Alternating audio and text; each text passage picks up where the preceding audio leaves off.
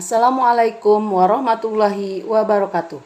Perkenalkan, saya Nani Mulyaniah dari SMA Negeri 1 Cikakak, Kabupaten Sukabumi. Saya akan menyampaikan pemecahan masalah siswa tentang kurangnya pemahaman pada materi prasyarat untuk mata pelajaran biologi kelas 12 tahun pelajaran 2022-2023. Deskripsi permasalahan.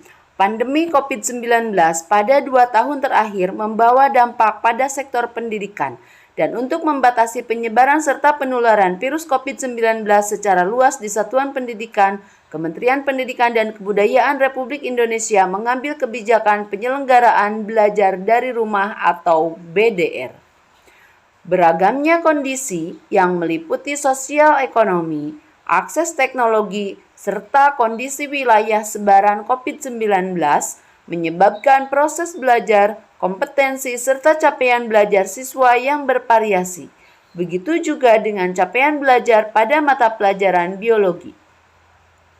Mata pelajaran biologi bukan pelajaran baru yang didapatkan siswa di kelas 12. Siswa sudah mendapatkan mata pelajaran biologi di kelas 10 dan 11.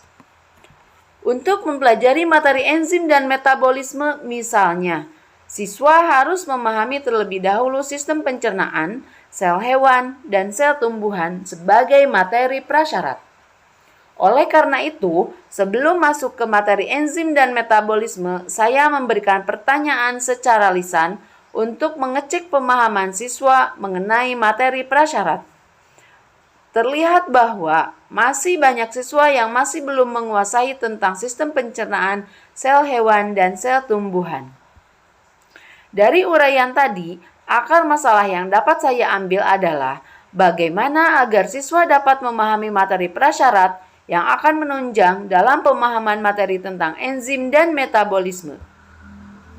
Dari deskripsi dan akar permasalahan yang sudah saya jelaskan tadi, alternatif solusi yang saya ambil adalah yang pertama, memberikan penguatan dan pengulangan materi prasyarat dengan meluangkan waktu 2 jam pelajaran untuk mengingatkan dan membahas kembali materi serta contoh-contoh soal yang belum dipahami oleh siswa. Yang kedua, meningkatkan motivasi siswa agar menyadari kelemahannya dalam memahami enzim dan metabolisme dan mau mengulang kembali belajar secara mandiri melalui berbagai sumber.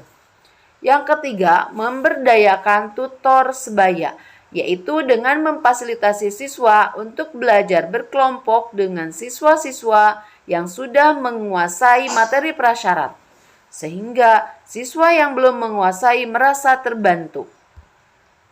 Dari alternatif solusi yang sudah saya lakukan diperoleh hasil sebagai berikut. Yang pertama, adanya perubahan sikap siswa menjadi lebih percaya diri, termotivasi, dan semangat belajar. Hal ini terlihat dari keaktifan siswa dalam mengikuti pembelajaran dan keberanian siswa dalam bertanya langsung kepada guru maupun rekan siswa dalam berdiskusi. Dan akhirnya, siswa lebih cepat memahami materi utama yang diajarkan, yaitu mengenai enzim dan metabolisme. Saya mengambil rujukan pemecahan masalah ini.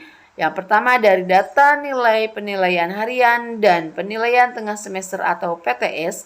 Yang kedua dari buku sumber dan mengambil dari internet, baik dari website dan media sosial. Mungkin hanya ini yang dapat saya sampaikan. Semoga video ini dapat bermanfaat. Terima kasih. Billahi fisabilil haq. Wassalamualaikum warahmatullahi wabarakatuh.